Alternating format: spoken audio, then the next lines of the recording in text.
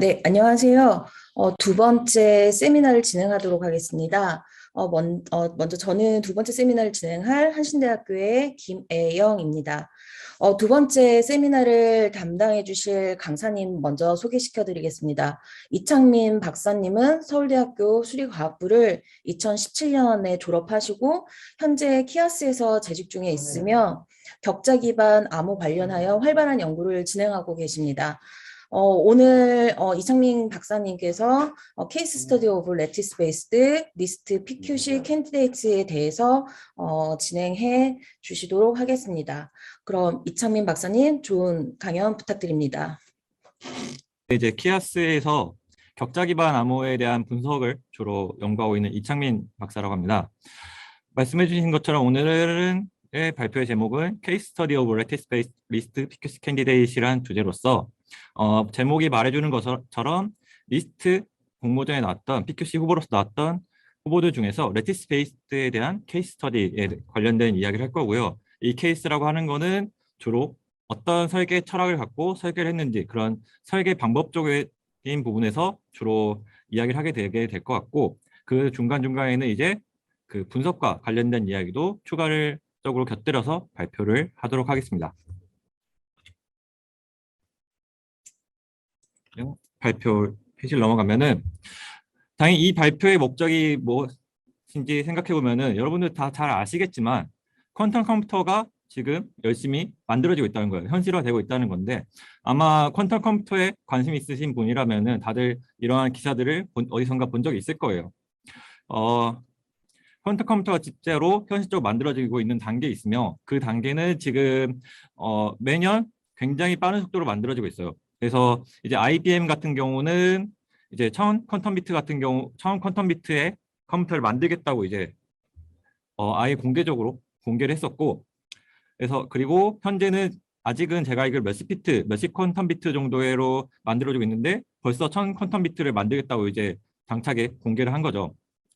그래서 퀀텀 컴퓨터는 현실화되고 있고, 그 와중에 IBM이 또 하고자 하는 서비스 중에는 이제 인터넷으로서 어세스할 수 있게 해서 누구나 다 퀀텀 컴퓨터를 쓸 수 있게 하겠다는 것까지 이야기를 했어요. 그러니까 퀀텀 컴퓨터라고 하는 게 결국에는 진짜 우리의 현실 속으로 다가오고 있는 거죠. 그래서 퀀텀 컴퓨터 현실화됐을 때 뭐 잘 아시는 것 중 하나가 암호 분야에서도 굉장히 큰 영향력이 있게 되는데, 우리가 흔히 많이 알고 있는 혹은 가장 요즘에 사람들이 잘 알고 있는 것 중 하나가 그래도 그 공인증서, 공동인증서라 할 것 같은데, 공동인증서 같은 경우를 알고 있는데, 공동인증서 같은 게 이제 퀀텀 컴퓨터가 현실화됐을 때 깨질 수 있다는 거예요. 그래서 우리는 이제 퀀텀 컴퓨터의 안전한 새로운 양자 내성 암호를 만들어야 된다라는 걸 하게 된 거죠.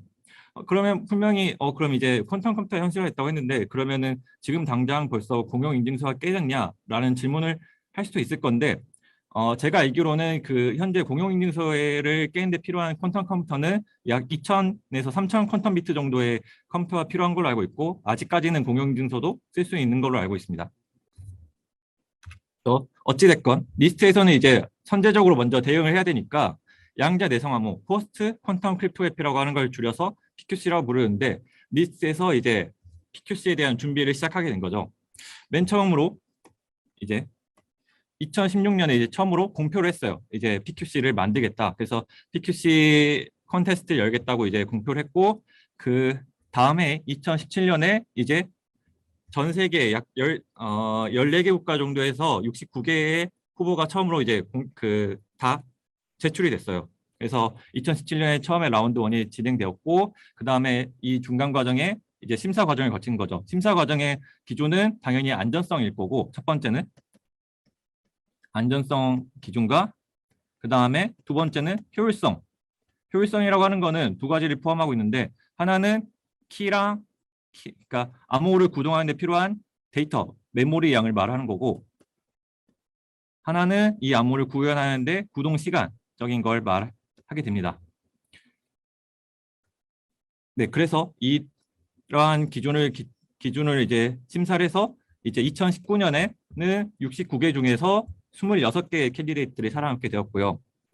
그리고 나서 또 1년간의 더 심사적인 과정을 거쳐서 최종적으로 2020년 7월에 7개 캔디데이트이 결정이 났어요.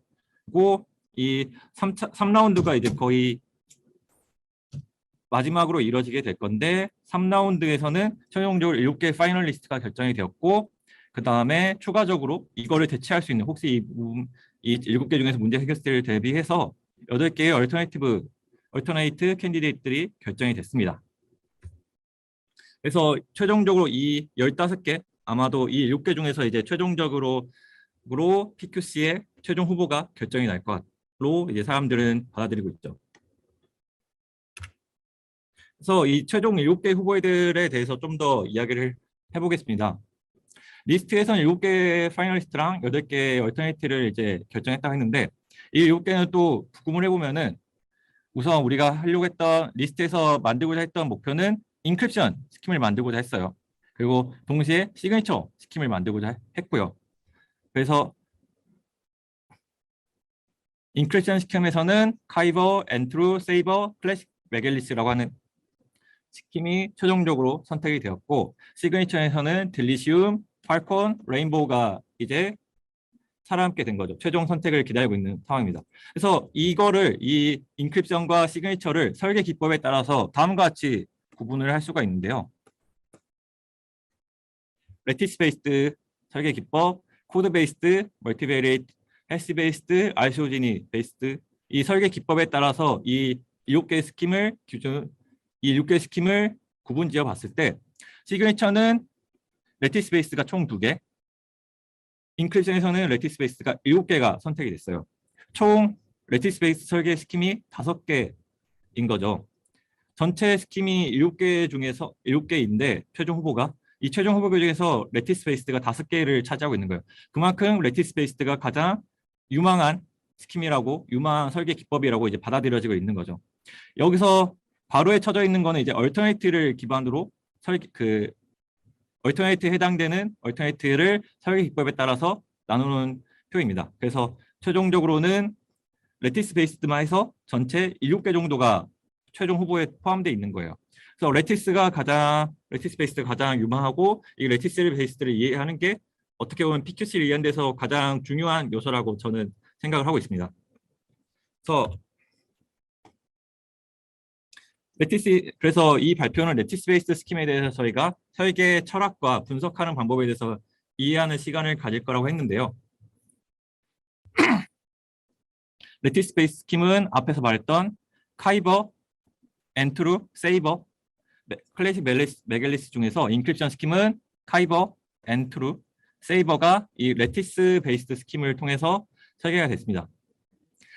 이 뒷이야기에서 이제 설명하겠지만 카이버랑 세이버라고 하는 거는 모듈 LWE 혹은 모듈 LWR이라고 하는 걸로 기반해서 설계가 되었고 엔트로 스킴은 뭐 이게 조금 말장난 같지만 엔트로 문제를 기반으로 해서 설계가 됐어요. 그러니까 엔트로라고 하는 스킴은 1996년에 최초로 제안이 되는 건데 이 스킴을 깨기 위해서 만들어진 이름 자체가 엔트로 프라블럼이 이름이 명사화돼 버렸어요. 그래서 엔트로라고 하는 건 엔트로 프라블럼에 기반해서 설계가 되었고 이 현재 최종 파이널리스트에 있는 인크리션 스킴의 3개의 스킴은 퍼포먼스가 굉장히 좋아요. 이 퍼포먼스가 좋다고 하는 거는 아까 그 평가 기준이 어떻게 되는 거였냐면은 러닝 타임 그리고 키랑 사이퍼텍스트 사이즈 같은 걸로 평가된다 그랬죠. 현재 그 리스트 PQC에 제한된 스킴들은 기본적으로 안전성 기준을 다 만족한 상태로 설계가 됐어요. 근데 그러면 그 설계 안전하다고 생각을 했을 때 과연 퍼포먼스가 어떤 게 좋냐라고 따졌을 때 이 3개의 스킴들이 가장 퍼포먼스적인 측면에서 좋았던 거였죠. 그래서 러닝 타임, 키랑 셀프텍스트 사이즈 측면에서 좋았다고 하는 거. 그래서 리스트는 아마도 리스트뿐만 아니라 일반적인 그 PQC를 전공한 사람들이 생각할 때는 이제 아마 그 이 중에서 하나가 뽑혀서 스탠다이제이션으로 되지 않겠느냐라는 생각을 하고 있어요. 그래서 카이버, 엔트로, 세이버가 이제 가장 유망한 최종 후보가 될 거라고 이제 믿고 있는 거죠. 그 시그니처 스킴에서는 이제 딜리시움과 팔콘이 이제 레티스 기반을 통해서 설계가 됐어요. 그래서 딜리시움은 모듈 LW, 카이버랑 세이버처럼 모듈 LW라고 하는 문제를 기반으로 설계가 됐고 팔콘은 엔트루 기반을 해서 설계가 됐습니다.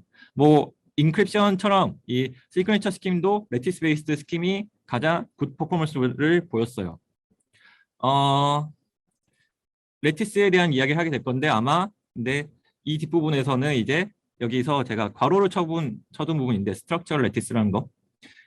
이 스트럭처럴 레티스를 어떻게 이해하냐가 이 카이버, 엔트루, 세이버를 이해하는데 가장 중요한 요소가 될 거예요. 그래서 이 뒷이야기는 이제 스트럭처럴 레티스를 이해하려고 할 거고 스트럭처 레티스에 앞서서 레티스를 이해하는 시간이 될 겁니다. 그래서 레티스 베이스 스킴이라고 하는 게 무엇인지에 대해서 좀 설명을 더 드리면 우리가 앞에서 스킴을 레티스 베이스드, 코드 베이스드, 뭐 헬스 베이스드, RCD 베이스드, 멀티베리 베이스드 이렇게 나눈다고 설명을 드렸잖아요. 근데 정확히 레티스 베이스 스킴이라고 하는 게 무엇이냐라는 얘기를 들어보면은 당연히 말하는 것처럼 뭔가 스킴 자체 암호학적 스킴이 레티스랑 관련이 있는 거예요. 근데 이 레티스랑 관련이 있는 게 어떤 식으로 관련이 있냐면은 컨스트럭션 자체가 레티스를 쓴다거나 혹은 시큐리티 프루프가 이 레티스에서 정의된 문제로 설명이 될 때 우리는 레티스 베이스 스킴이라고 그럽니다. 그래서 지금 레티스 베이스 스킴과 스탠다드 인크립션 스킴의 조금 비교표를 만들어서 왔는데요. 여기서 스탠다드 인크립션 스킴이라고 하는 거는 지금 직관적으로 생각했을 때는 뭐 RSA라고 우선 생각을 하시고 이해를 하시면 되겠습니다. 레티스 베이스 스킴의 가장 큰 장점은 프로버블 시큐리티를 갖는다는 거예요. 프로버블 시큐리티라고 하는 건 무엇이냐면은 이 암호를 깰 수 있으면 우리가 어떠한 수학 문제를 풀 수 있다고 하는 거예요. 이 수학 문제를 하는 거는 우리가 표시를 할 때 프로블럼 이런 기호를 쓰게 되는데 우리가 스킴을 깰 수 있으면 브레이크 할 수 있으면 어떤 프로블럼을 풀 수 있다 하는 거죠. 근데 이 프로블럼이 우리가 기대하는 거는 레티스에 정의된 프로블럼은 NP 문제예요.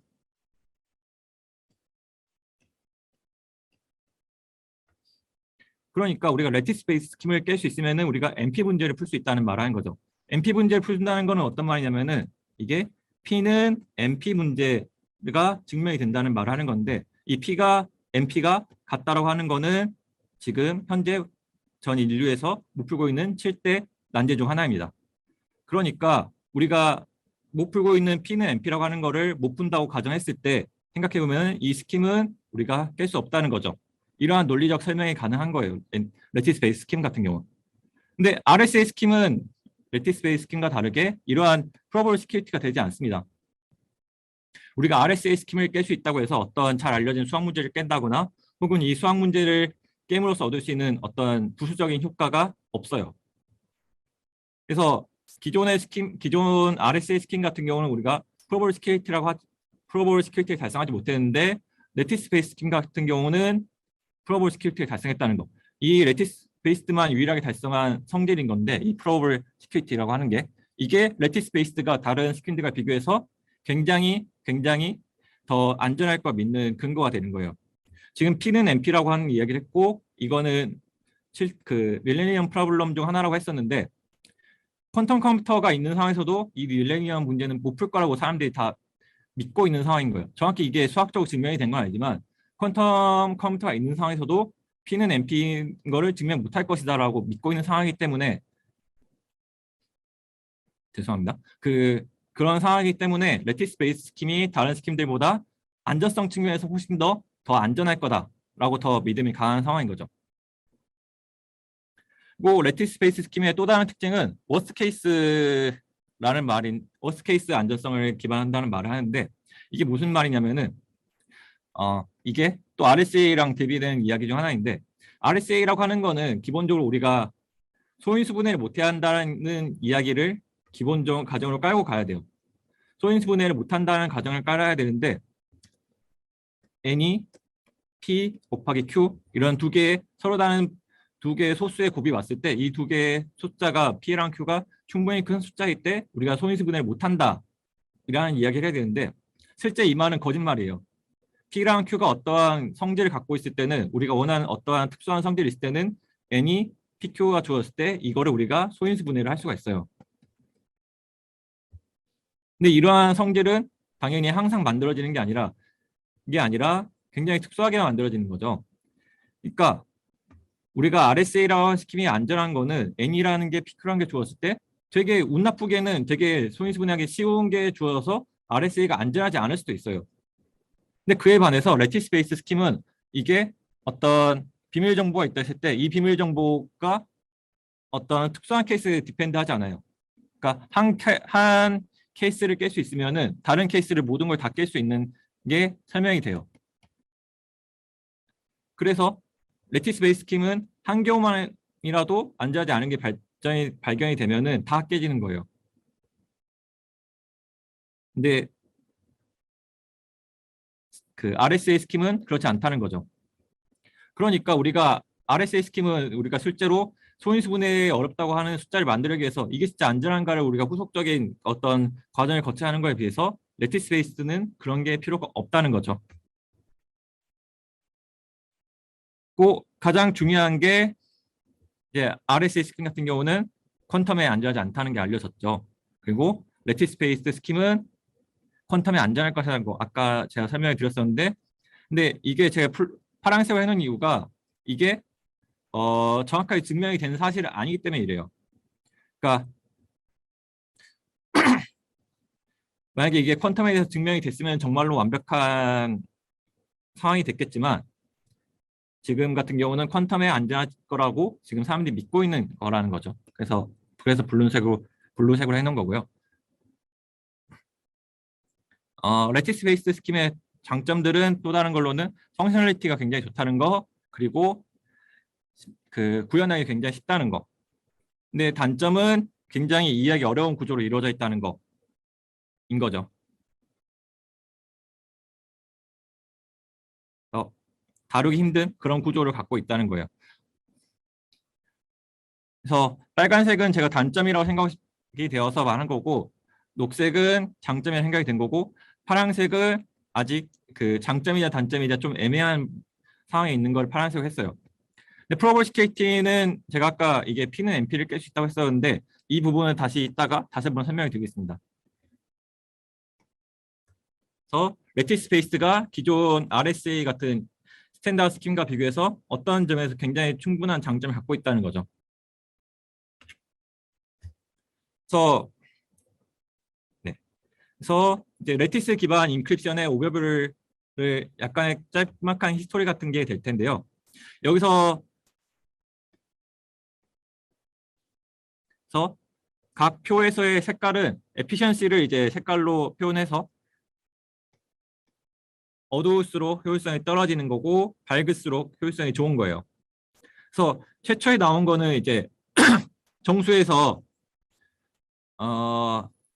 최초에 레티스를 이용해서 설계된 패시브 펑션이 있었던 거예요. 여기서 HF는 패시브 펑션인 거고 CR는 컬리전 레지스턴트 패시브 펑션을 말한 겁니다.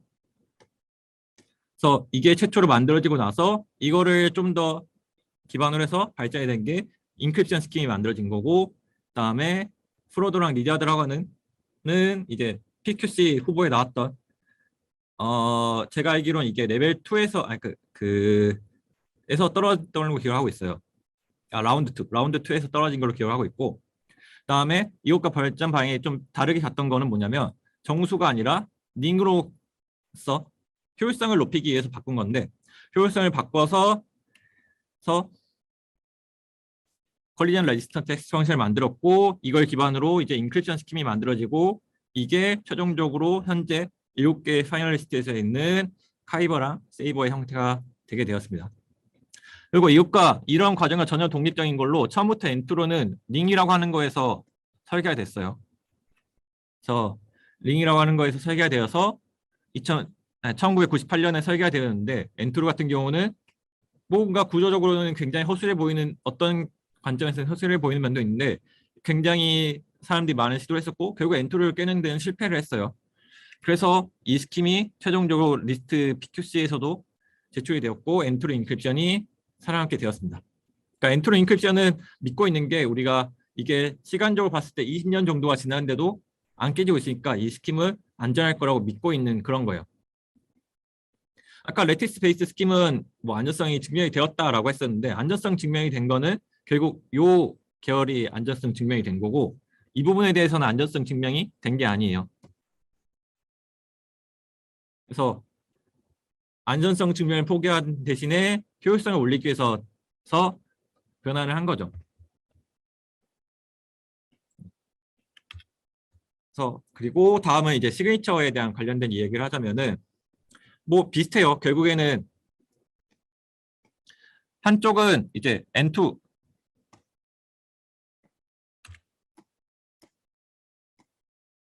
한쪽은 N2라는 거에 기반해서 한 거고 한쪽은 아까 말했듯이 모듈 LW라고 하는 큰 흐름이 있어서 이 두 개의 흐름에 대해서 어떻게 이거를 인크립션이 아니라 시그니처로 만들어 보겠느냐로 발전이 된 게 다음과 같은 과정을 거쳐서 하나는 팔콘이 되었고 하나는 모듈 LW를 어떻게 하면 시그니처 만들 수 있을까 해서 개발이 된 게 시간이 지나서 딜리시움이 된 거예요. 여기서 스트럭처럴 LW라고 했었는데 이게 모듈 LW를 흔히 부르는 이야기이기도 하고 이제 이 다음부터는 모듈 LW가 무엇인지 뭐 설명하는 시간도 있을 거니까 그 부분을 보시면은 모듈 LW가 무엇인지 큰 엔트로가 뭔지 다 아시게 될 거예요. 그러면 이제 여기까지가 이제 필요한 레티스 베이스드 스킴의 어떤 장단점을 이해하는 시간이었고 레티스 베이스드의 전체적인 흐름 같은 걸 이해하는 시간이었다면 이제 각각의 설계 철학이 어떻게 되는지를 살펴보는 시간을 갖겠습니다. 카이버랑 세이버 같은 경우는 설계의 방향이 굉장히 비슷해서 묶어서 설명을 드릴 거고요.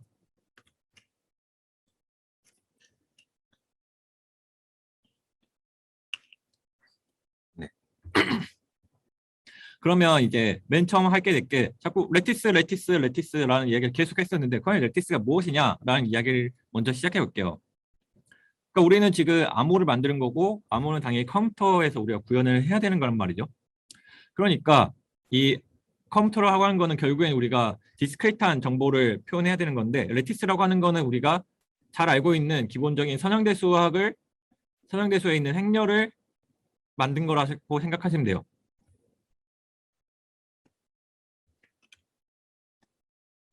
그래서 레티스라고 하는 건 무엇이냐면은 B라는 행렬이 있는 거고 이 행렬에 정수 포인트만을 곱해서 모아둔 셋을 말하는 거예요. 그러니까 행렬에다가 제로 벡터를 곱하면 제로가 되겠죠. 그다음 행렬에다가 뭐 단위 벡터를 곱하면은 다음과 같은 뭐 벡터들이 나올 거고 다음과 같은 벡터들이 나오겠죠. 그러니까 베이시스 매트릭스에다가 정수 벡터를 곱한 거를 결과치가 다 벡터일 건데 이 벡터들을 다 모아놓은 셋을 우리가 레티스라 부릅니다. 그래서 레티스라 부를 때 레티스의 B는 다음과 같이 이렇게 세로로 긴 행렬이 될 텐데 일반적으로 그랬을 때 이 가로의 길이를 M이라 부르고 세로의 길이를 N이라 했을 때 N을 이 레티스 랭크 M을 디멘전이라 불러요. 그리고 N과 M이 같을 때가 풀랭크 레티스가 되는 거고 어 죄송합니다.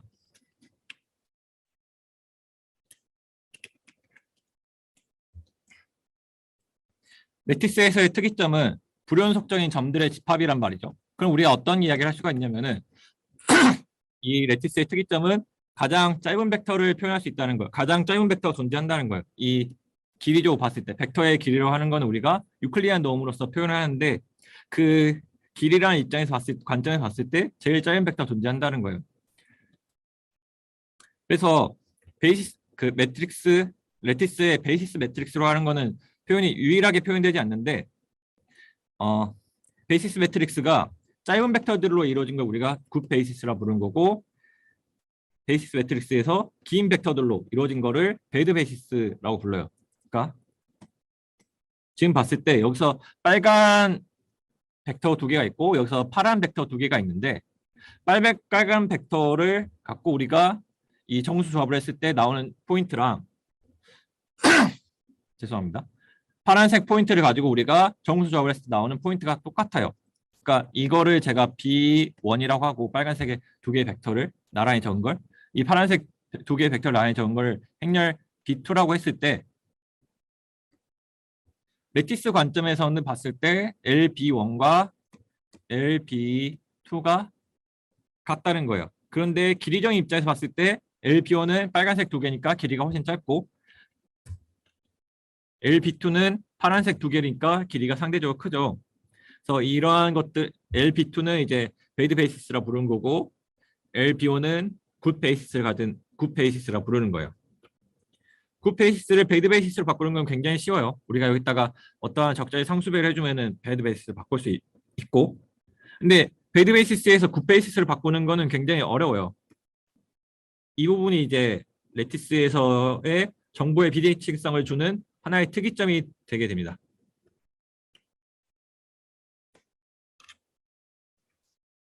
그래서 뭐 계속 이야기하지만 레티스에서 관련된 이야기를 하는 거고, 레티스에서는 특이점이 제일 짧은 벡터라고 한다는 게 존재한다는 거고, 동시에 가장 가까운 벡터라는 것도 존재하게 돼요.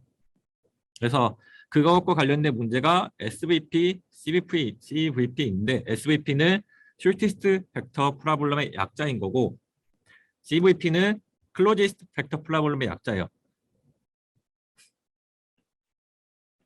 SVP는 행렬의 그 레티스의 베이시스 매트릭스가 주어졌을 때 당연히 이름 그대로 가장 짧은 벡터를 찾는 게 목표인 문제를 말하는 거고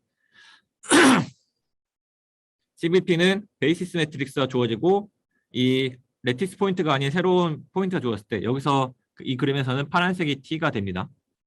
파란색 T가 주어졌을 때 가장 가까운 레티스 포인트 이 점을 찾는 게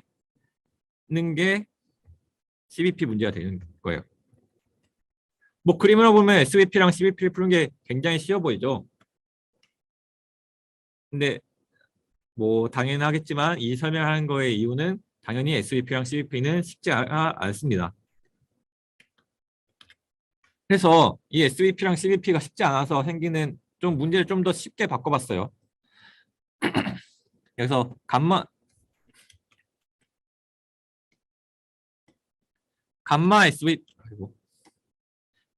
SVP란 얘기를 할 건데 여기서 감마라고 하는 건 어떤 거냐면은 SVP는 원래 가장 짧은 벡터를 찾는 게 목표였다고 했잖아요. 근데 이거는 베이시스 매트릭스가 주었을 때 벡터를 찾는 건데 크기가 감마 이하인 걸 찾는 문제입니다. 당연히 감마가 뭐 말도 안 되게 작은 숫자면은 이거는 아웃풋이 없을 건데 여기서 우리 흔히 하는 감마는 제일 짧은 길이의 벡터보다 좀 더 큰 넉넉한 걸 잡는 거예요. 그랬을 때 이 문제가를 찾는 게 감마 SVP라 부르는 거죠. 근데 이렇게 문제를 조금 마일드하게 바꾸는데 불구하고 또 SVP는 쉽지가 않습니다. 그래서 그래서 감마 값에 따라서 이 문제의 시험을 표현한 건데요. 감마 값이 뭐 2의 n승 여기서 n이라고 하는 건 랭크입니다. 주어진 베이시스 매트릭스의 랭크를 말한 거고 2의 n승일 때는 이게 굉장히 쉬워요. 그 다음에 이 값이 n 정도 되는 거는 우리가 흔히 지금 암호에서 설계에서 쓰이고 있는 파라미터 정도인 거고 그 다음에 이게 루트 n 2의 로그 1 마이너스 입실론의 n 이렇게 가게 되면은 이 문제는 어려운 게 돼요. NP 문제가 되는 거죠. 그래서 감마 SVP가는 NP 문제라는 거예요. 기본적으로 감마가 어느 정도 값이 작을 때는. 근데 뭐 제가 아까 설명을 드릴 때 레티스 베이스드 프로블럼에서 장점이 뭐 그 프로벌 시큐리티를 할 수 있는데 설계를 하려면 그러니까 우리가 감마 값이 루트 n이 되도록 어떻게 레티스 베이스 스킴을 설계해야 되는데 현재 설계된 스킴은 n 정도인 거라서 정확하게 NP 이 문제가 되지는 않아요. 가장 정말 타이트하게 하려면 이렇게 하는 게 맞습니다.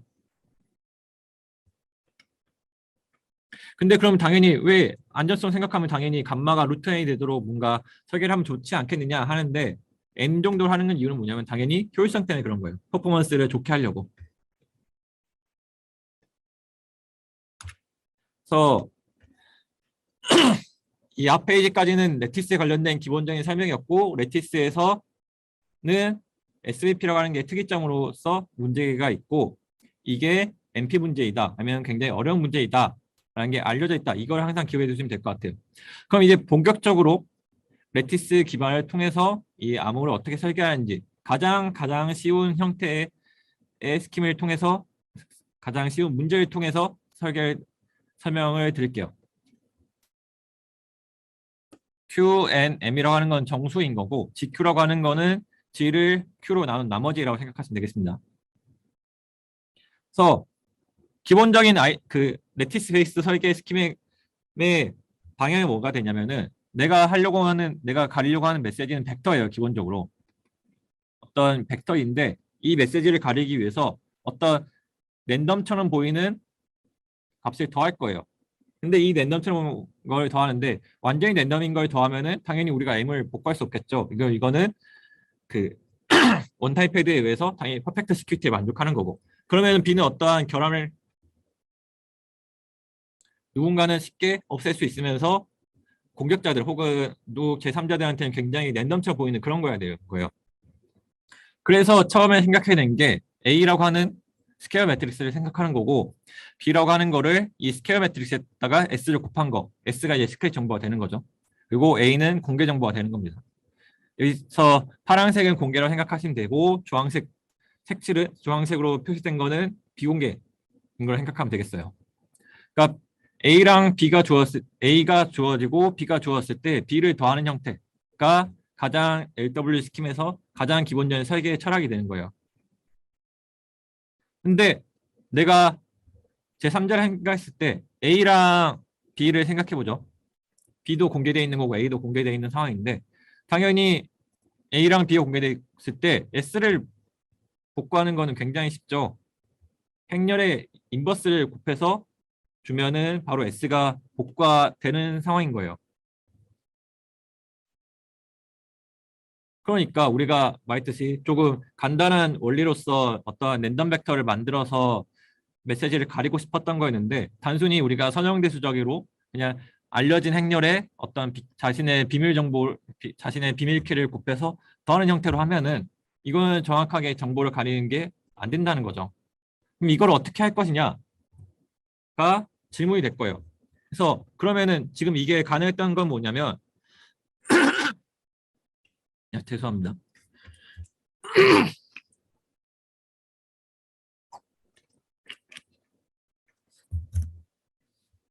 A, A랑 B가 공개되어 있는데 A의 인버스를 곱하면 S를 바로 구할 수 있었단 말이에요. 그럼 이거를 없애기 위해서 최초로 생각된 게 뭐였냐면은 노이즈를 더하는 형태가 되는 거예요.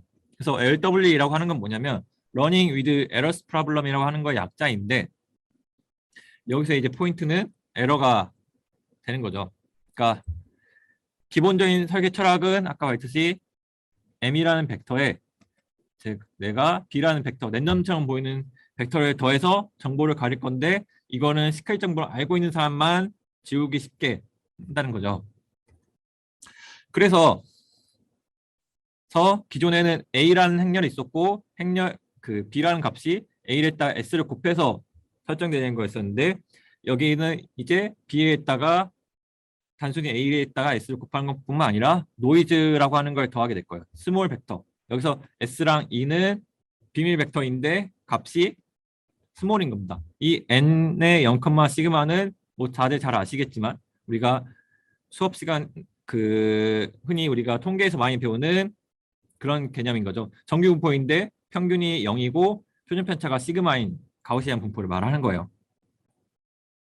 그래서 이거는 값이 Q에 비해서 굉장히 작은 값을 갖는 거고, 그래서 지금은 n 벡터에다 b 벡터를 더하는 형태인데 이 단순히 a가 공개되어 있으니까 b에다가 a 인버스를 곱하는 순간 어떤 값이 나오게 되냐면은 s 플러스 a 인버스 2 이런 값이 나오게 되는 거예요.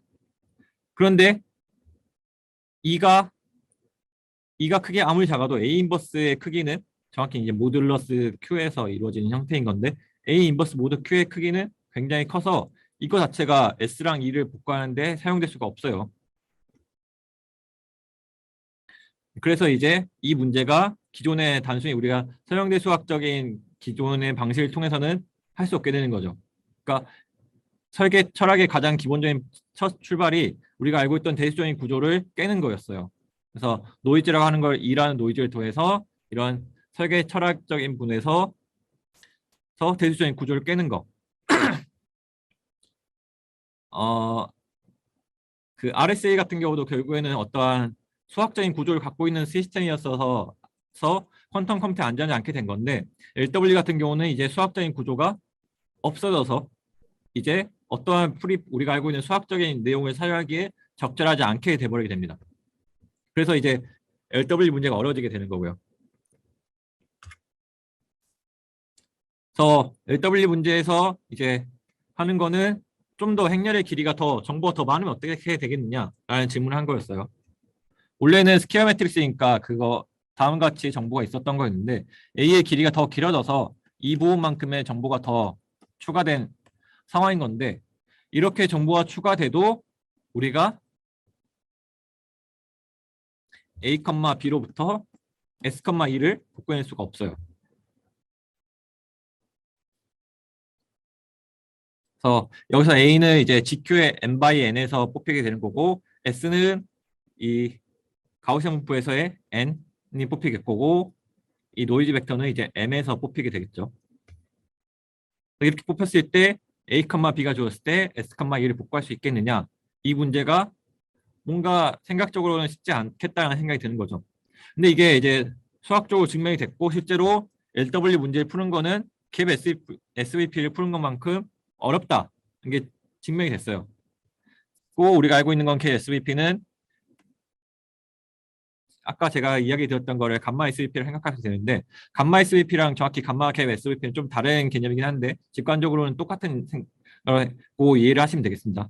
그렇게 봤을 때 LW 푸는 거는 감마 갭 SVP를 푸는 거고, 감마 갭 SVP는 이제 MP라고 하는 게 알려져 있기 때문에 LW 문제를 푸는 거는 우리가 어떻게 보면 MP 문제를 푸는 것과 똑같다, 이렇게 이해를 하시면 되겠습니다. 그래서 충분히 이미 어려운 문제였던 거예요.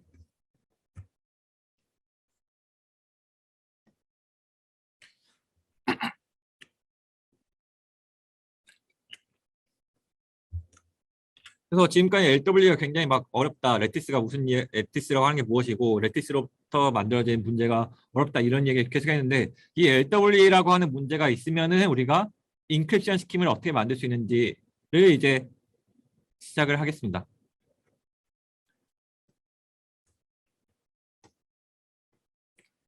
A라고 하는 거는 이제 공개된 행렬인 거고, 퍼블릭 키는 이제 A, T가 되는 거예요. T는 AS 플러스 E. 그러니까 정확히 딱 LW에서의 문제에서의 주어지는 값과 똑같죠, 형태가. 시크릿 키는 여기서 S예요. 이 PK로부터 SK를 못 얻는 거는 이제 우리가 LW 문제로부터 어렵다는 걸 알게 되는 거고. 그랬을 때 인크립션 스키는 어떻게 되냐면은 이 A, T라고 하는 거에 R이라고 하는 거를 뽑고 새롭게 E'을 더하는 형태로 주어지는 거예요. 그리고 마지막에 메시지를 더하는 거죠. 메시지를 더하는 거는 여기서 m스타라고 했는데, m스타는 여기서 2분의 q-1 곱하기 m이라고 하는 값입니다.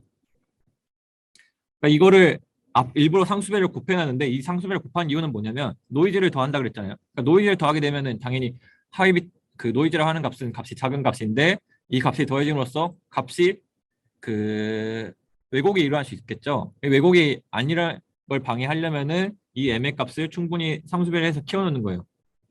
노이즈 값이 뭐 1을 했을 때 3에다 1을 더하는 거랑 100만에다 1을 더하는 건 좀 느낌이 비교했을 때 우리가 그 100만에다 1을 더하는 게 노이즈가 메시지에 영향을 안 준다는 걸 알 수가 있겠죠. 그래서 이 주어진 공개 키에다가 우리가 R이라고 하는 걸 곱하고 E'을 더하고 메시지에 더한 거, 이게 만들어진 U, V가 최종적인 암호문이 된다는 거예요. 그럼 디크리션 형태는 어떻게 되느냐? 우리한테 지금 갖고 있는 건 U, V를 갖고 있다 그랬죠. 이 V에서 U에다가 S를 곱하고 V를 빼면은 이 값이 어떻게 되는지에 따라서 메시지가 0인지 1인지 구분이 되는 그런 형태가 됩니다. 이 과정을 좀 설명을 드리면은, 그러니까 V라고 하는 거는 어떻게 설정이 됐었냐면, 앞페이지에서 T라고 하는 거에다가 R이라고 하는 스몰 벡터를 곱하고 스몰인 노이즈를 더하고 그다음에 메시지를 더하는 형태였어요. 근데 T라고 하는 거는 앞페이지에서 어떻게 원래 정해진 애였냐면은 AS 플러스 E 의 형태였던 거죠.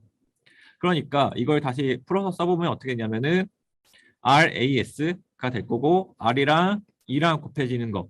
근데 여기서 중요한 포인트가 R이랑 E는 항상 크기가 작은 걸로 뽑힌다는 얘기를 제가 계속 드렸었는데 이 두 개가 곱해지게 되면은 이 노이즈랑 합쳐서 그냥 새로운 노이즈로 우리가 간주를 하겠다는 거예요. 크기가 작으니까.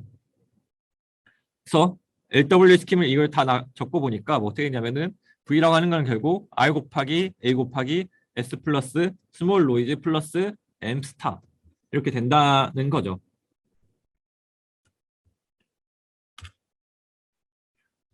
그 다음에 보면 이제 U와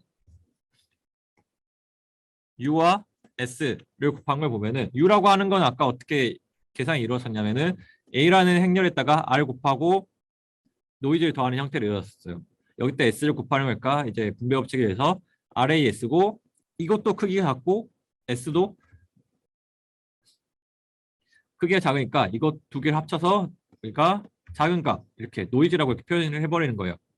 그러니까 LW 베이스 스킴에서는 항상 크기가 작은 거가 좀 중요하게 작용하고 이 모든 크기가 작은 것들은 다 작은 노이즈라고 우리가 간주를 해볼 수 있다는 거가 조금 편리한 점이 있죠.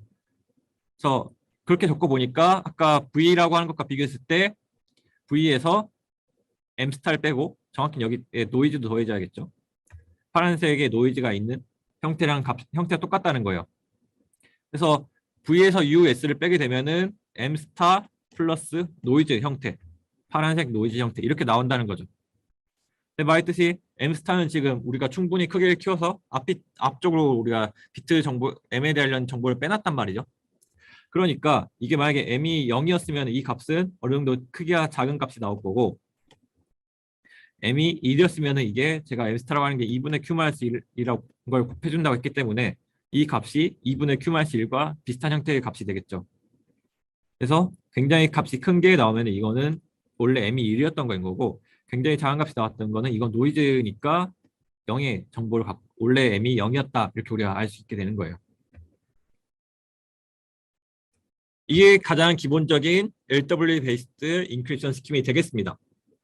그래서 LW 베이스 스킴은 뭐 제가 간단한 스킴이라고 말했지만 LW 스킴을 깨는 자체가 이미 KSVP를 푸는 거고 KSVP를 푸는 자체가 어렵다고 말을 했기 때문에 LW 스킴 자체가 이미 안전한 스킴이에요. 그러니까 뭐 더 이상 이 스킴을 써도 충분히 써도 안전하다는 거죠. 안전성 보장이 되는 상황인 거예요. 파라미터만 좀 잘 결정이 된다고 하면. 마치 이게 뭐 어떻게 들리냐면은 LW가 만등처럼 느껴진다는 거죠. 근데 LW가 갖고 있는 약간 몇 가지 단점들이 있어요. 그래서 그 얘기를 좀 드릴 건데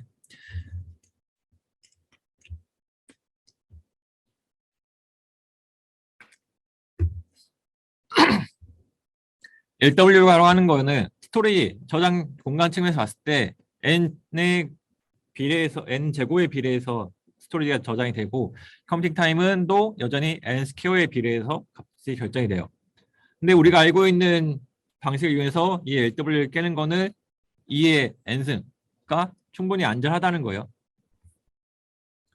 근데 우리가 원래 바라는 건 어떤 거냐면은 스토리지가 n에 비례하고 컴퓨팅 타임도 n에 비례하고 공격은 2의 n승에 비례하도록 최소 2의 n승이 보장이 되도록 하기를 우리가 바라는 거예요. 그래서 LW 베이스 스킴의 가장 큰 장점은 이미 시큐어 이너프하다는 거죠. 근데 단점이 효율적이지 않아요. 이게 이미 그러니까 다른 스캔들과 비교해서 훨씬 LW가 느려요.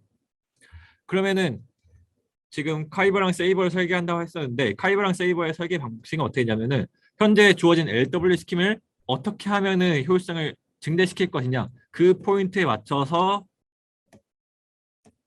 이제 설계가 이루어지는 거죠. 그래서 에피션시를 올려야 한다고 했었는데 그 이네피션시가 어디서 나오는지 보면은 아까 LW 같은 스킴에서 봤을 때 A, T가 주어진다 했단 말이에요. 근데 A라는 것 자체가 이미 N 스퀘어만큼의 사이즈를 가져요.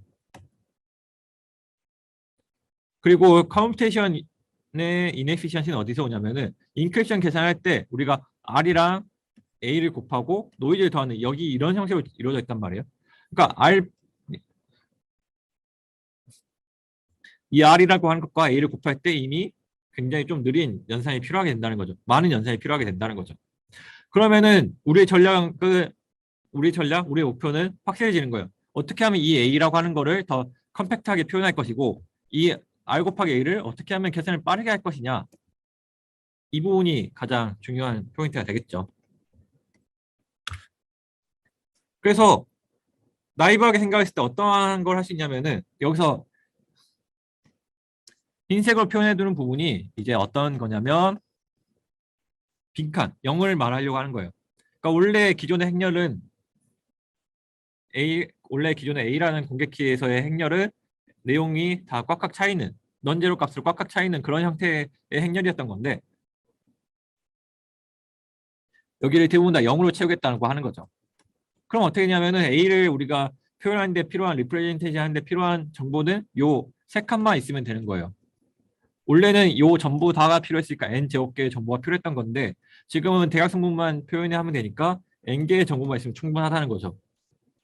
그럼 이렇게 n 개의 정보를 바꿨을 때 커뮤니케이션을 생각해 보면은 r과 a를 곱하는 건데 이거는 r의 첫 번째 성분과 a의 첫 번째 블락, r의 두 번째 성분과 a의 두 번째 블락을 곱하면 되니까 계산 측면에서도 훨씬 효율성이 증대되겠죠. 근데 여기서의 문제점이 뭐였냐면은 이게 과연 안전할 것이냐가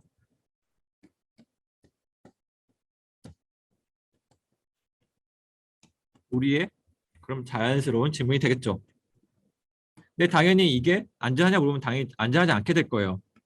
왜냐면은 우리가 원래는 네티스의 정보 S라는 정보를 가리기 위해서 이 A가 전부 다 A의 모든 내용들이 관여를 하고 있었는데 S의 첫 번째 블럭은 이 부분 A의 첫 번째 블럭에만 관여를 하게 되니까 실제로는 원래 랭크 n짜리 LW 문제가 아니라 랭크 1짜리 LW 문제가 돼버리는 거라서 이거는 안전하지 않게 됩니다. 그러면 우리가 바라는 건 뭐냐면은 이게 스토리지랑 컴퓨테이션을 생각했을 때는 이런 형태가 되길 바라는 거고 A의 대각 행렬 이런 형태가 되길 바라는 거고 안전성을 생각했을 때는 A가 내용이 꽉 차 있길 바라는 거예요. 이게 어떻게 하면 양립할 수 있을까가 우리의 질문인 거죠. 그래서 이제 답이 나온 게 어떻게 했냐면 스트럭처럴 레티스라고 하는 게 답이 나왔어요. 스트럭처럴 레티스는 어떤 형태냐면은 지금 A의 파란 부분은 내용이 다 같은 거고 녹색 부분도 내용이 같은 거고 빨간색 부분도 내용이 같은 거예요. 그러니까 결국에는 이 행렬 자체는 어떻게 됐건 내용물이 꽉 차 있죠. 꽉 차 있고 이 A라고 하는 거를 표현하는 데 있어서는 결국엔 요 세 가지 파랑색, 녹색, 빨간색 정보만 있으면 되는 거예요. 기존에는 A의 모든 내용물을 다 우리가 기억하고 있었어야 했는데 그에 반해서 이거는 요 세 개의 블럭에 대한 정보만 갖고 있으면 된다는 거죠. 이게 우리가 카이버랑 세이버에서 효율성을 증대시키기 위해서 했던 이제 설계 전략이 되는 겁니다. 그래서 스트럭처럴 레티스가 이제 뭔지 설명드릴 건데 앞에는 이제 직관적인 설명을 위해서 그림을 통해서 한 거고요. 지금은 이제 딱 정확히 정의를 또 알려드려야 될 것 같아서 한 건데 어찌됐건 제일 중요한 포인트는 우리가 어떻게 설계를 하려고 했었는지 그런 직관적인 이해가 더 중요하다 생각돼서 그래서 항상 앞에 있는 그림을 좀 기억하면서 이제 하면 될 텐데 스트럭처럴 레티스라고 건 뭐냐면 원래 레티스에서 요서 B 레티스라고 하는 건 X가 정수에서 정의가 됐단 말이죠. 동시에 B라고 하는 것도 어디에 정의가 됐냐면 정수 엔트리를 갖는 거였어요. 정수 엔트리를 갖는 행렬이었던 건데 이제 이걸 좀 탈피해 보자고 하는 거죠. 이거를 어떻게 블럭 단위로 표현할 것이냐 이건데 수학적으로는 이게 여기가 정수가 아니라 좀 더 복잡한 수학 체계를 쓰겠다고 하는 거예요. 링 오브 인티저.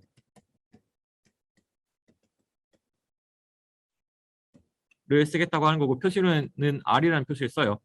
근데 링 오브 인티저라고 하는 게 이렇게 수학적 용어를 쓰면 되게 복잡해 보이고 어려워 보이는데 실제로 우리가 이미 링 오브 인티저에 대해서 많이 알고 있어요. 링 오브 인티저에서 가장 대표적인 게 복소수 형태인 건데 우리가 복소수를 배울 때 a 플러스 bi I라고 하는 걸 배우는데 이거는 실제 우리가 I라고 하는 거는 사회적 약속에 의해서 I라 적는 거고 I의 특징은 제곱했을 때 마이너스 1인 거죠. 이걸 우리가 쓸 때는 A 플러스 BX라 써도 되는 거고 수학적으로 이게 정확하게 표현하는 게 어떻게 되냐면은 이거는 GX를 X제곱 플러스 1로 혼합시킨다 이렇게 표현하는 거예요. 그러니까 결국에는 복소수 표현을 이렇게 하겠다는 거죠. 그래서 이런 복소수 표현을 우리가 어떻게 표현할 거냐 우리가 기존에 레티스를 표현할 때는 정수로서 표현했었는데 정수 대신에 이러한 링을 이용해서 만든 레티스를 사용했다. 그게 스트럭처럴 레티스입니다. 그래서 이러한 링을 표현할 때 우리가 어떻게 리프레젠테이션 할 수 있냐면은 I0 플러스 R1X가 있을 때 폴리노미얼로 이해하면 I0 플러스 R1X 벡터로 표현하면 I0, R1 혹은 우리가 또 다른 표현으로는 I0 플러스 R1, I 또는 I0, R1I 우리가 복소수를 배울 때 복소수를 어떻게 표현할 수 있었는지 그거를 이해하는 거랑 똑같은 거예요. 매트릭스는 요 I0 플러스 R1I에서 I를 빼고 그냥 벡터로서 표현한 거고 I0, 마이너스 R1I를 이렇게 표현한 거예요.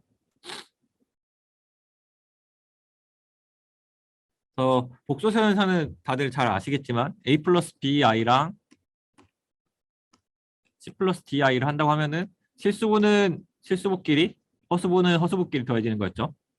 그리고 곱셈을 할 때는 우리가 어떻게 했었냐면은 실수가 R0, 실수분은 어떻게 만드냐면 R0랑 S0 만들고 그 다음에 또 허수 두 개를 곱했을 때 실수가 되는 거였잖아요. 그래서 근데 부호는 바뀌면서 그래서 곱셈을 할 수가 있고 마찬가지로 곱셈을 하다 보면 실수부랑 허수부 곱했을 때 허수부가 되니까 다음과 같이 연산이 이렇게 되게 된다는 거죠.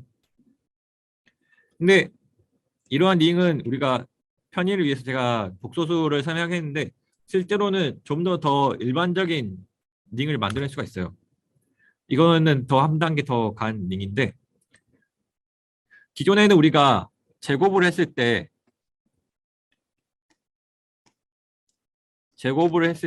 마이너스 1이 되는 걸 했었잖아요. 지금 설명드릴 거는 4제곱을 했을 때 마이너스 1이 되는 거예요. 그러면 이제 원소는 더 이상 두 개로 표현되는 게 아니라 I0 플러스 R1X 플러스 R2X 제곱 플러스 R3X 세제곱 이렇게 표현된다는 거죠. 계산은 뭐 이제 각 X별로 따로따로 계산하는 거고 곱셈은 이제 우리가 나란히 적은 다음에 X는 곱셈에 대해서는 하게 되면 어떻게 되냐면 X4승을 일반적인 곱셈을 다 한 다음에 X4승을 마이너스로 바꿔주는 걸 하면 돼요. 그러니까 X3승 플러스 7X제곱이랑 9X제곱 플러스 7을 곱한다는 거를 예시로 하나 적어왔는데 이렇게 곱하면은 실제로 이런 형식이 나오는데 우리가 알고 있는 게 4번 곱하면은 마이너스 1이 된다고 했잖아요. 우리의 약속이. 그래서 63X4승이 이제 마이너스 63으로 바뀌는 거고 9X5승이 마이너스 9X로 바뀌게 되는 거예요. 그래서 계산하면은 다음과 같은 결과치가 나오게 됩니다. 그래서 이것도 편의상 제가 4차 익스텐션으로 갖고 온 거고 실제 암호를 설계할 때 쓰는 거는 X의 4승 플러스 1이 아니라 R을 GX를 X의 256승 플러스 1로 포인트시킨 거를 가장 많이 씁니다.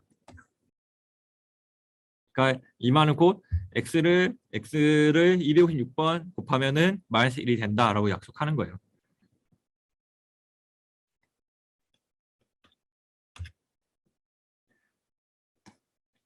그래서 스트럭처럴 레티스라고 하는 건 뭐냐면은 기존에 정수에서 했던 것 대신에 각 정수가 아니라 더 복잡한 숫자인 R을 하는 거고 여기서 비슷하게 뭐 M은 랭크가 될 거고 아까 M은가 좀 다른 표현입니다. 보고 우리가 생각할 때 B라고 하는 거가 이렇게 되는 거예요.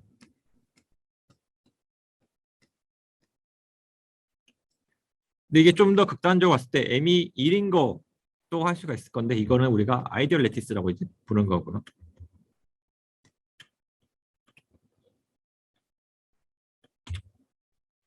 그래서 스트럭처 레티스에서는 이제 사이즈를 어떻게 정의하느냐 하면은 이제 원소 하나가 R0,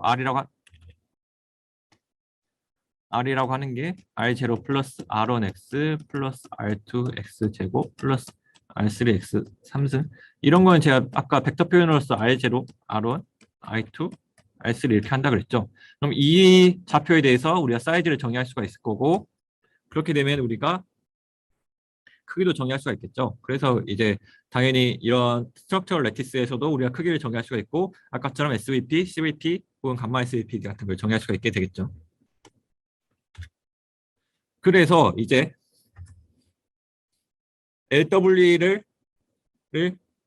이 스트럭처 레티스에서 어떻게 바꿨는지를 설명을 드릴 거예요. 그래서 그럼 뭐 이렇게 바꿔 나오면은 실제로 인크립션을 어떻게 했는지는 굉장히 자연스럽게 됩니다. 그래서 링 LW라고 하는 거는 링 러닝 위드 에러스의 프로블럼의 약자로서 LW를 링에서 정의한 걸 말하는 거예요. 그래서 지금 우리가 다룬 셋은 IQ라고 하는 건데, 이 IQ라고 하는 거는 이제 x를 n승 곱했을 때 마이너스 1이 되는 걸로 약속을 하겠다는 거예요. 여기서 n은 256 혹은 512, 1024라고 생각하시면 되겠습니다. 그러니까 여기 있는 IQ에 있는 원소 하나를 표현하는 데 있어서 n만큼의 원소 개수가 필요한 거예요. 그랬을 때 링 LW는 어떤 거냐면 A라는 원소가 주어지고, A라는 원소는 IQ에 있는 원소고, B라고 하는 거는 이제 AS 플러스 E. 아까 LW에서의 행렬에다가 S 곱하고 2를 더했잖아요. 근데 이 행렬 대신에 지금은 링 LW에서는 A라고 하는 걸로 대체가 된 거예요. 그리고 아까 그 다항식 하나를 표현하는 데 있어서 행렬로 표현하는 게 가능하다 그랬었는데, 그 표현식에 따르면은 이거는 n by n 행렬과 실제로는 대응이 되는 거죠. 그래서 A라고 하는 IQ에 있는 원소 하나는 실제로는 이걸 행렬 표시를 했을 때 정확히 다음과 같은 형태가 되는 거예요.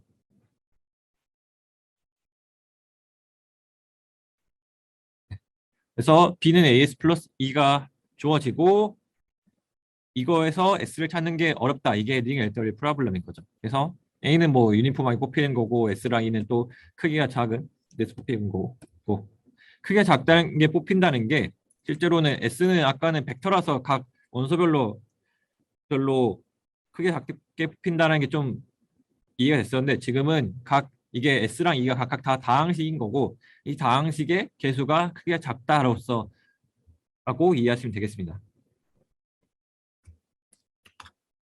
모듈 LW라고 하는 거는 조금 더 또 LW의 다른 편형인데, 지금은 그 랭크가 1인 케이스가 링 LW 랭크가 1인 케이스였는데, 모듈 LW의 랭크가 1인 건 아니에요. 이제 모듈 LW가 진짜 진정한 LW의 제너럴라이제이션인데, 그러니까 A라고 하는 거는 자체는 이제 R에 있는 원소로 이루어져 있고, 근데 이제 행렬인 거고, 원래는 원래 LW에서는 이게 n by n 행렬이라고 했었죠. 그래서 내용물이 꽉 차 있었던 거였는데, 지금은 여기가 각각이 다 블락 단위로서 링의 원소가 되게 들어가 있는 거예요. 다시 강조하지만 링의 원소 하나는 결국에는 IQ 있는 원소 하나는 이게 어떻게 대응이 되냐면은 요 블럭 행렬과 대응이 된다는 거예요.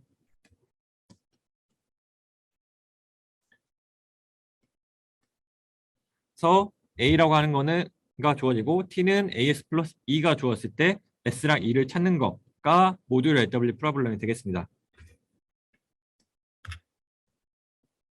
그래서 스트럭처 레티스를 설명을 굉장히 했는데, 이게 왜 스트럭처 레티스가 좋냐라는 이야기를 하게 되면은 LW랑 비교를 할 거예요. LW에서는 이제 A라고 하는 이 하나를 표현하기 위해서 제가 조금 노테이션을 통일시키기 위해서 그 스트럭처 레티스에서는 익스텐션 디그리가 n이고, 그리고 이게 각각 m by m인 거를 생각했는데, 이거에 1대1 대응을 시킬 수 있는 행렬로 표현했을 때 대응이 될 수 있는 거는 뭐 어떻게 되냐면은 LW에서는 mn by mn이에요. 그러니까 A라는 이 행렬을 표현하기 위해서 우리는 사이즈적인 측면에서 m제곱 곱하기 n제곱이 필요했던 거죠.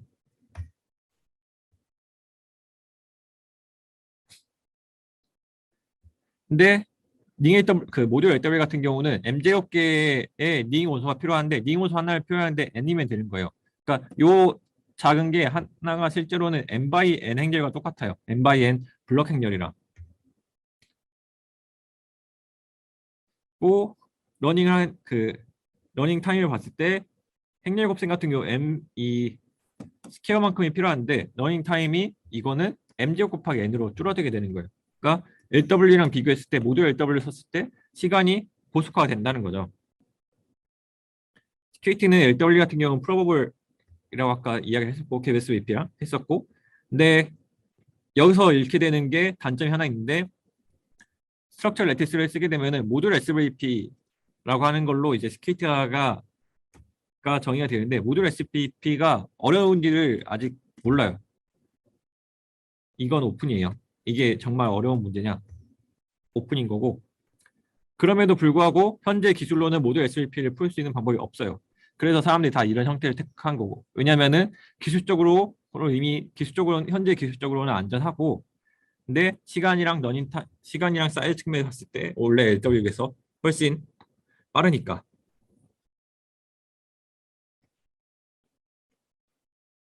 그래서 이제 스트럭처 레티스를 사용하게 되는 거. 뭐 스트럭처 레티스, 모듈 레티스, 알지방 레티스 이렇게 부릅니다.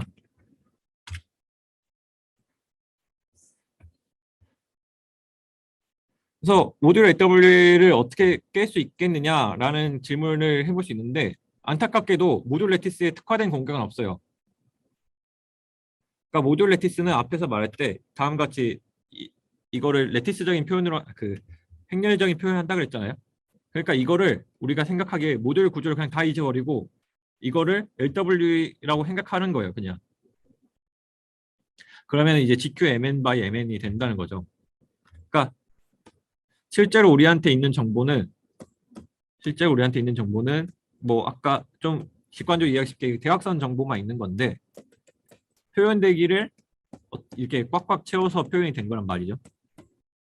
그래서 실제 갖고 있는 정보에 비해 정보는 더 적은데 더 적은 걸 수도 있고 더 많은 걸 수도 있긴 한데 표현하기를 이렇게 꽉꽉 채워서 표현한 건데 이거를 깰 수 있는 방법이 특화된 공격이 없어서 이거 자체를 그냥 우리가 레티스라고 이해하고 레티스에 알려진 공격들을 이용해서 시도만 하고 있어요.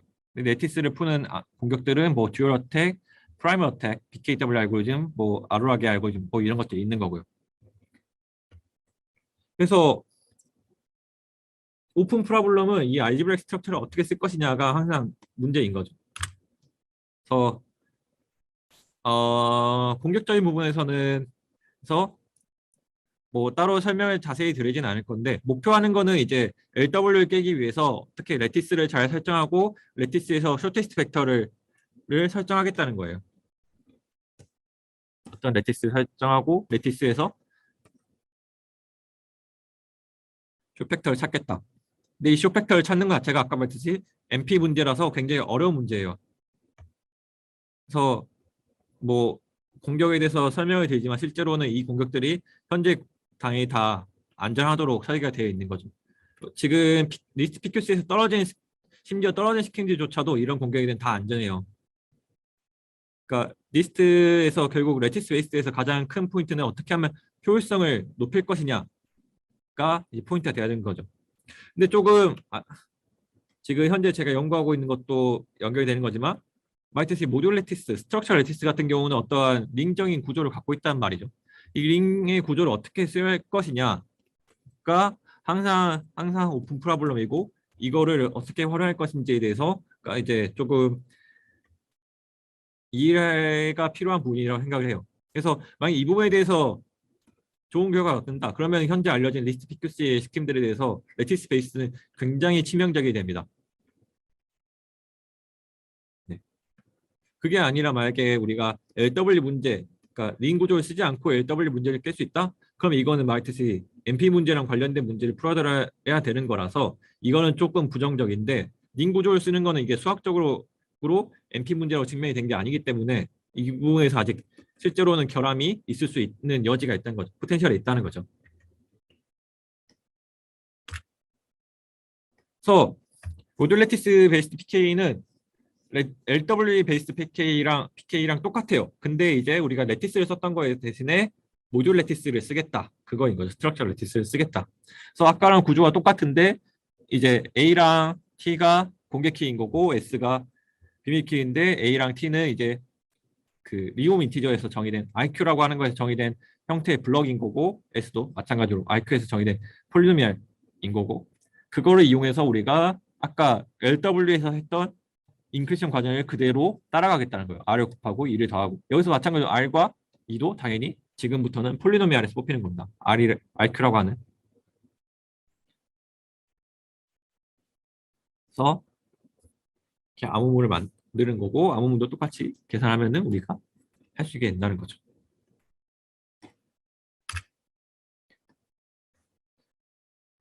세이버에서는 이게 기본적인 앞에 거가 카이버의 형태의 설계 방식이었고 세이버는 여기서 한 번 더 다른 테크닉을 썼었는데 여기서 그 아까 최초에 이야기할 때 뭐 모듈 LWR이라는 얘기를 했었는데 LWR에서 R은 러닝 with 라운딩의 약자예요.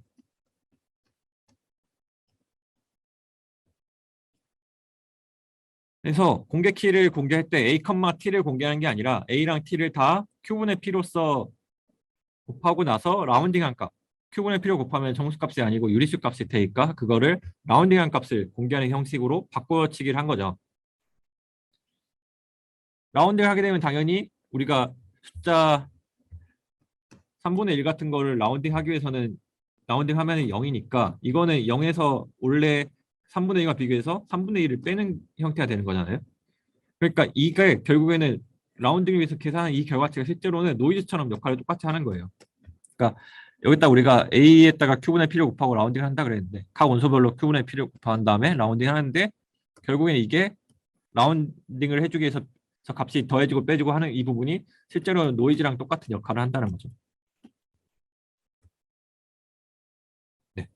그래서 이렇게 라운딩 했을 때의 장점이 뭐냐면은 원래는 우리가 저장을 할 때 로그 큐비트를 저장을 했어야 했던 건데 각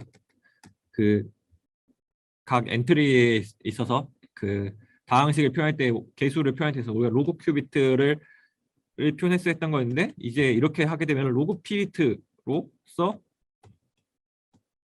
저장하게 되니까 저장량 측면에서 장점이 있을 거고 그리고 설명을 여기서는 좀 생략한 부분인데 S랑 E를 뽑을 때 있어서 우리가 원래는 가우시안에서 샘플링 한다고 그랬잖아요. 근데 가우시안 샘플링 한 것 자체도 원래 시간이 걸릴 건데 여기서 라운딩을 하게 되면은 가우시안을 하지 않아도 되니까 그 부분에서 시간을 절약할 수도 있겠죠. 세이버가 갖는 장점은 뭐 그런 것들이 되겠고요. 그래서 세이버도 똑같습니다. 뭐 형태는 그 앞에서 설명했던 LW인데 랑 굉장히 똑같은 형태로 암호가 되고 암호화가 되고 디크립트가 되는 그런 형태를 가지는 거고요. 그럼 이제 우리가 새로운 암호를 만들려고 하면은 어떤 게 필요하냐 이렇게 물어봤을 때 결국에는 레티스 베이스는 결국에는 뭐 현재 기술로 깰 수 있는 방식은 없는 거고 어떻게 하면 더 효율적인 걸 만들 수 있겠느냐 그런 싸움이라 생각을 하거든요. 그럼 그 효율적인 걸 만들기 위해서 지금 생각해 보면은 세이버에서는 세이버 같은 경우는 라운딩을 한다 그랬었고 카이버 같은 경우는 이제 가우시안 샘플을 해서 더진다 그랬었는데 이거는 실제로 어떻게 연산이 이루어지냐면 각 엔트리별로 가우시안 샘플을 하거나 각 엔트리별로 라운딩을 해야 한단 말이죠. 근데 우리는 지금 링 구조를 쓰고 있어요. 링 스트럭처를 쓰고 있는데 어떻게 이 링 스트럭처를 잘 이용해서 라운딩을 각 엔트리별로 하는 게 아니라 한 번에 할 수는 없나? 고 이것도 링 스트럭처랑 잘 섞어서 링 스트럭처를 이용해서 가우시안 샘플링을 각 엔트리별로 가우시안 샘플링을 하는 게 아니라 한 번만 딱 움직여서 한 번만 어떤 알고리즘을 돌려서 가우시안 샘플링 완성시킬 수 없나? 그런 생각을 하는 거죠. 그러면은 이런 부분에 있어서 동작 시간에 있어서 어느 정도 효율성이 개선될 거라 생각하는 거죠. 원래는 각 엔트리별로 해야 되니까 어떤 n번 반복하는 게 필요했던 거였는데 그걸 이제 한 번으로 줄일 수 있을 거니까.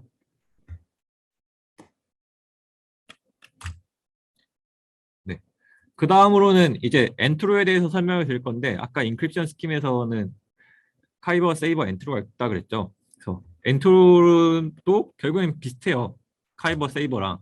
근데 이제 엔트로가라고 하는 게 뭐 독립 그 링AW랑은 우선 독립적으로 설계가 됐던 스킴이라서 해놓은 건데 엔트로 콜라보럼이라고 하는 건 뭐냐면 똑같이 링 구조를 똑같이 링 구조를 이용하는데 H라고 하는 게 스몰분의 스몰로 이루어지는 거예요. H 그 스몰 레이시오라고 부르기도 하는데 스몰 레이시오가 주었을 때 G랑 F를 복구할 수 있겠느냐? 네. 여기 이그젠플로 그냥 정수해서 제가 하나를 생각해 온 건데 F가 3이고 G가 2라는 거고 Q가 1031일 때 H라고 하는 거는 마이너스 343. 요 마이너스 343이 주어졌을 때 2랑 3을 복구할 수 있겠느냐? 이런 문제인 거예요. 당연히 n이 클 때는 어렵습니다. 이게 증명이 된 건 아니고 n이 클 때 자체는 어렵다고 받아들여지고 있어요. 지금 현재 알려진 공격이 없어서. 그래서 엔트로 스킴의 인크립션 형태는 이것도 LW랑 비슷해요. 근데 다시 보자면 H라고 하는 거는 이제 F분의 G였으니까 여기다가 스몰인 걸 곱하고 메시지를 더하는 형태. 이게 암호문이 되는 거고. 그러니까 LW랑 비교해서 뭐냐면 LW는 암호문을 표현하는데 두 개의 팩터가 필요했던 거였는데 엔트로는 하나의 팩터만 필요해서 우선 그 부분에서 좀 장점이 있습니다.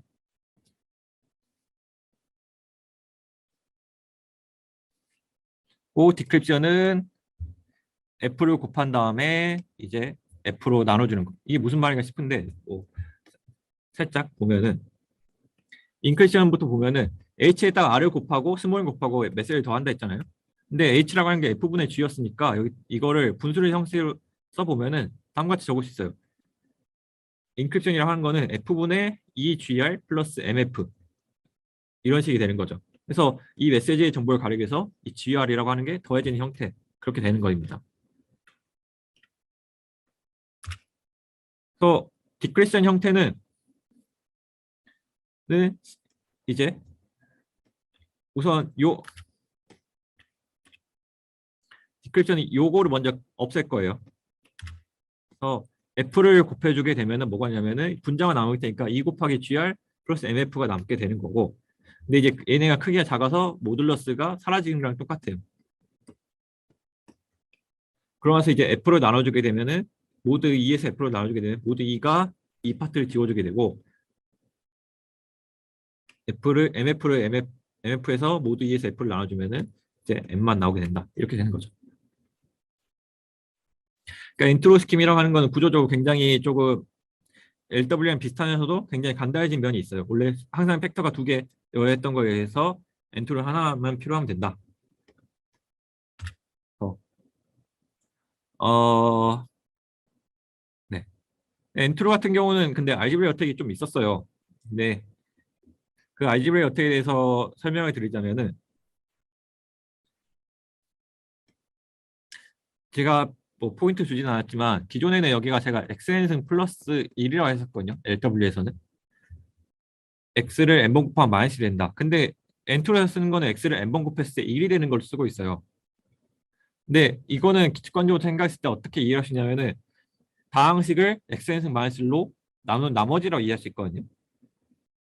근데 xn승 마이너스 1이라고 한 거는 또 어떻게 적을 수 있냐면은 x 마이너스 1 곱하기 어떤 파이 x 이렇게 나눠 적을 수 있겠죠. 그러니까 이 GQX를 xn승 마이너스 1로 나눈 나머지는 GQX를 x 마이너스 1로 나눈 나머지랑 GQX를 파이 x로 나눈 나머지로 쪼개서 정보를 기억할 수 있어요. 그럼 어떻게 되냐면은 H라고 하는 거는 F분의 G라고 했었는데 우리가 H는 F분의 G, GQX를 파이 x로 표현시킨 대로 가볼게요. 그러면 여기에 뭐가 있냐면은 이거는 어떤 컨주게이시 포함되어 있거든요. 이건 아까 제가 링 원소를 표현할 때 컨주게이트라고 그 복소수로 생각해 보면은 a 플러스 bi가 있으면은 bi가 있을 때 우리가 a 마이너스 bi 이렇게 바꿔쓰기 할 수 있는 게 컨주게이트를 시키는 거였잖아요. 이렇게 바라고 하는 걸로. 근데 여기서도 똑같이 컨주게이트를 할 수가 있어요. 그래서 h 바는 f 바분의 g 바 이렇게 표현이 되는 거죠. 그러니까 h는 g분 f분의 g라는 것부터 새로운 정보를 얻게 되는 거예요.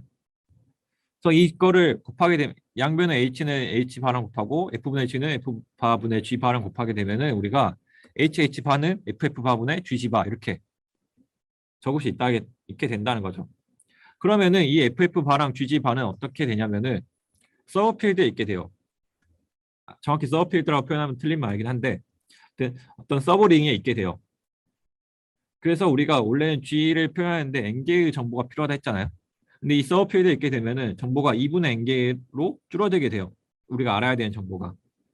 그래서 우리가 모르는 정보가 절반으로 줄어들게 되죠. 근데 이거의 단점은 g랑 g 바를 곱하면서 당연히 우리가 찾아야 되는 타겟의 사이즈가 커지게 돼요. 타겟의 사이즈가 커지면 커질수록 문제를 풀긴 어려워지거든요. 그래서 뭐 여기 디멘전과 사이즈에서의 트레이드오프가 있긴 한데 이게 엔트리를 푸는 것 중에서 어느 정도 이펙트 있는 알지브레 어택이었어요. 물론 PQC 스킴에는 적용되지 않습니다. 근데 모듈 LW랑 비교해서 엔트리는 어쨌든 이런 알지브레 어택이 있었다는 말을 하고 싶었던 거였고 모듈 LW에서는 이런 알지브레 어택이 전혀 존재하지 않았어요.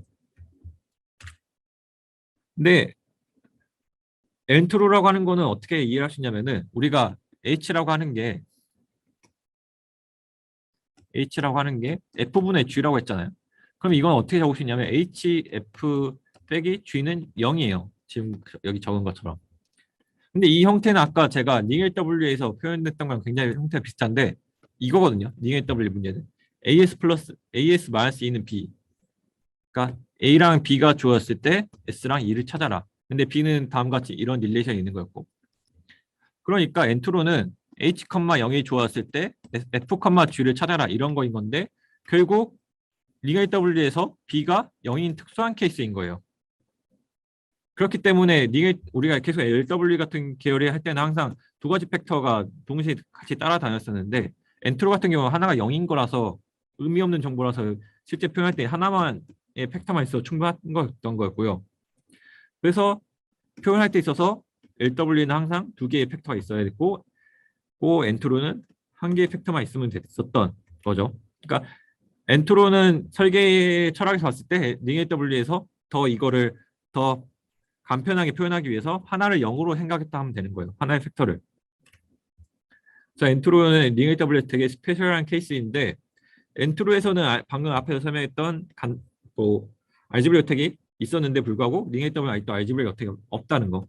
근데 이런 게 있으면 아까 말했듯이 엔트로와 리스트 PQC 스키면에서 굉장히 임팩트 있는 크리티컬한 결과가 될 거란 거죠.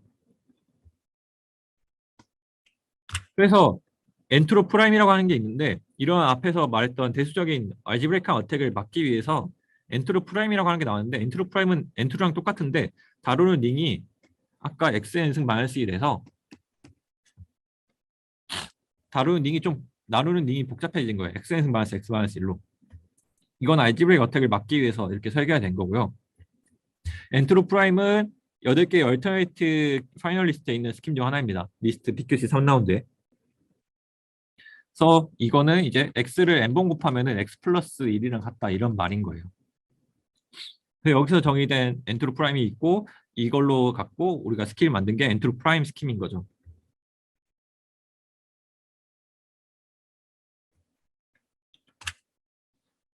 그래서 이제 발표의 대부분의 내용이 다 소개가 됐는데 서머를 해주자면은 레티스 베이스 크립토그래피라는 게 PQC에서 가장 어찌됐건 총망받는 유망한 어떤 후보라고 말하는 거고요. 현재 이거는 굉장히 일반적인 레티스 베이스 스킴은 굉장히 시큐어해요. 근데 에피션시가 떨어진다는 거고. 그래서 레티스 베이스 스킴은 결국에는 어떻게 하면 에피션시를 올릴 것이냐 그런 싸움인 건데 지금 현재 사용된 전략은 굉장히 스페셜한 레티스를 썼다는 거. 뭐 링 스트럭처 레티스라고 하는 걸 썼다는 거고 뭐 개중에는 시크릿 자체를 좀 더 그좀 스페셜한 바꾸는 거 혹은 노이즈를 더할 때 있어서 더하는 게 아니라 라운딩 테크닉 이건 또 속도를 하나 올리기 위해서 뭐 이런 전략들이 계속 나오고 있는 거예요. 아니, 나오고 있는 건 아니고 전략이 나왔던 거예요. 효율성을 높이기 위해서 무엇을 할 수 있을까? 뭐 이런 이제 이야기를 생각해야 한다는 거죠. 그러니까 제가 만약에 설계를 한다라고 하면은 효율성을 더 올리기 위해서 링을 쓰니까 이제 원래는 각 엔트리별로 따로따로 했던 거를 링을 통해서 한 번에 동시에 계산하는 그런 게 필요하지 않을까라는 생각을 한다는 거고요. 근데 이런 링을 썼을 때 분명히 어떤 위크니스가 조금 있을 수 있을 것 같은데 현재 기술로는 그런 링 스페셜한 레티스를 씀으로써 있었던 포텐셜 위크니스는 아직까지 알려진 게 없고 그래서 이런 거를 포텐셜한 위크니스를 찾아보는 거 찾아내는 것도 굉장히 좋은 연구가 결과될 거고 굉장히 임팩트 있을 거라 생각이 든다는 겁니다. 그래서 제 발표는 여기까지고 혹시 질문 사항 있으면 다음에 메일 주소로 이제 메일을 보내주시면은 제가 답변을 드리도록 하겠습니다. 그래서 제 발표는 여기까지 진행하도록 하겠습니다. 감사합니다.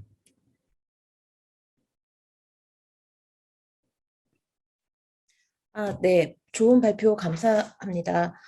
지금 이창민 박사님께서 격자 기반 후보들에 대해서 좀 이해하기 쉽게 설명해 주셔서 정말 많은 도움 받은 것 같습니다. 감사합니다. 그냥 저는 좀 심플하게 간단하게 좀 여쭤보겠습니다. 우선 이제 한번 좀 그 M이나 N이나 여러 어떤 파라미터들이 있을 건데 그 파라미터 지금 뭐 E 같은 경우는 충분히 작게 뭐 이제 Q 같은 거 뭐 그런 이제 너무 충분히 작게 또는 어떤 경우는 충분히 크게 N 같은 경우 충분히 크게 한다 그런 말씀들을 하시거든요. 그 충분히 작다 또는 충분히 크다라는 거에 대해서 조금 한번 좀 정리를 해 주실 수 있으실까요? 그 M이랑 N은 주로 같은 사이즈로 하게 되고요. 그리고 N의 사이즈는 1024 전후가 됩니다.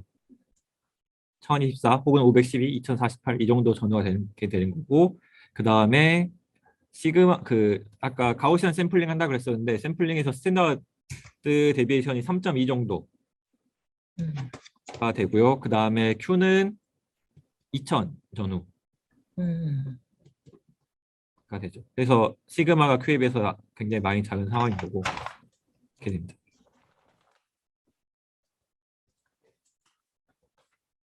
네, 감사합니다. 큐가 작다고 했는데 생각보다 좀 많이 크네요.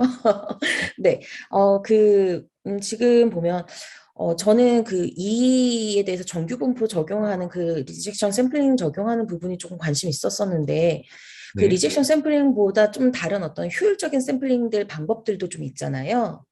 그런 것들에 대한 네. 고려는 좀 없나요?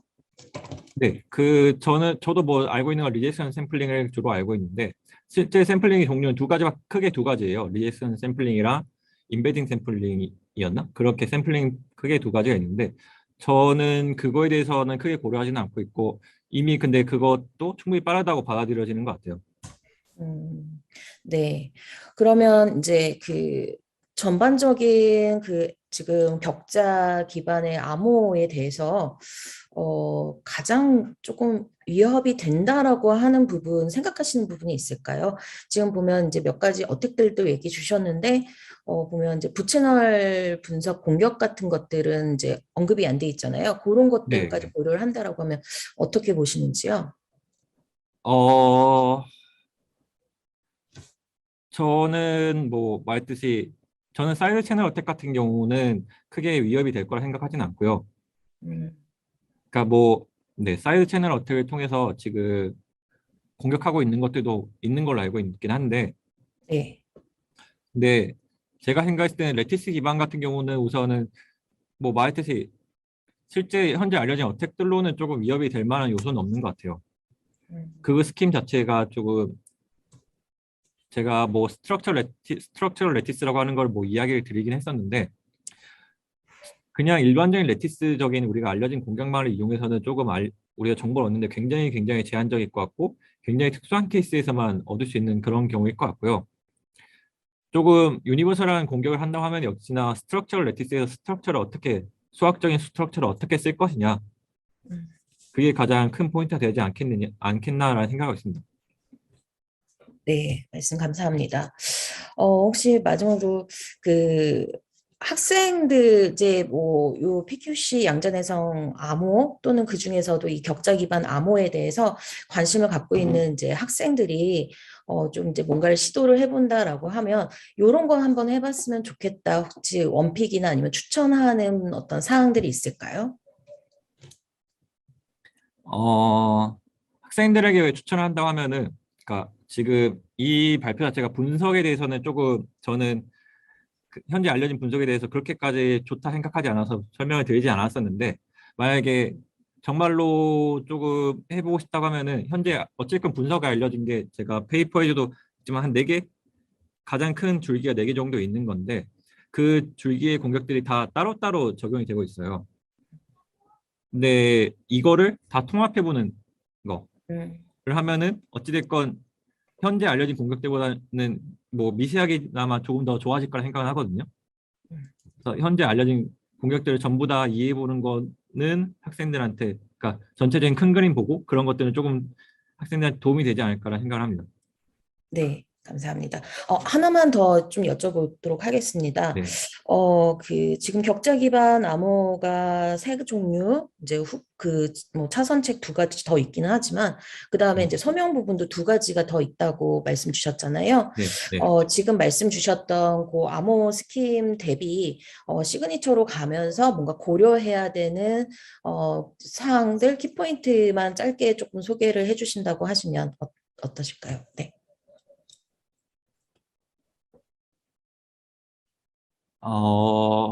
그러니까 시그니처 같은 경우는 제가 원래 발표자를 넣었다가 시간상 이제 빼버렸는데, 시그니처 같은 경우는 이제 우리가 디크립터를 해볼 게 아니라 베리파이를 해야 되는 거잖아요. 그러니까 베리파이를 해야 되니까 실제로는 메시지에 대한 정확한 정보가 들어갈 필요는 없고, 메시지를 해시를 해서 넣는다든가 혹은 메시지를 조금 더 다른 식으로 더 작게 왜곡하는 형태가 들어가게 되면은 이제 이거 갖고 우리가 시그니처를 만들 수가 있게 돼요. 그래서 네, 좀 목적에 조금 방법이 조금 달라서 중간에 해시 함수 같은 걸 쓰는 거 혹은 다른 그 팔콘 같은 경우는 이제 CBP를 중간에 써야 되는데 그런 걸 쓰는 거가 조금 차이가 생기는 거죠.